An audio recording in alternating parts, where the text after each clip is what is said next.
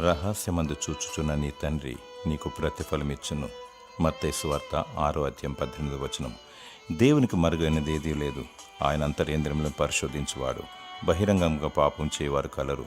అయితే మనసు ద్వారా, తలంపు ద్వారా, ఊహలతో, తులతూగుతూ, కామపు తలంపులతో, మోహపు స్వభావంతో, శత్రులపై కక్షలతో కూడిన ప్లాన్స్తో, అహంకారంతో, గర్వముగా నాలో ఆలోచించే యోచన ఎవరికి తెలియను అని భ్రమపడుతూ మనస్సును కల్మషం చేసుకుంటున్నారు. అంతరాత్మ స్వభావం ద్వారా పాపాన్ని కొని తెచ్చుకుంటున్నారు. శాపానికి గురి అవుతున్నారు. దేవుని తీర్పుకు లోనవుతున్నారు. నా ప్రియ నేస్తమా, చెడు తలంపులకు, చీకటి క్రియలకు అడ్డుకట్టవేయి.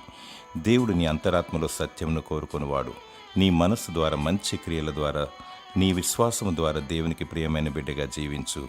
ఆయనను మహిమపరచు. పాడు తలంపులకు స్వస్తి చెప్పి పశ్చాత్తాపంతో దేవుని క్షమించమని కోరుము. దేవుడు నిన్ను నిందారహితముగా, పరిశుద్ధముగా మలిచి దీవించునుగాక. ఆమెన్.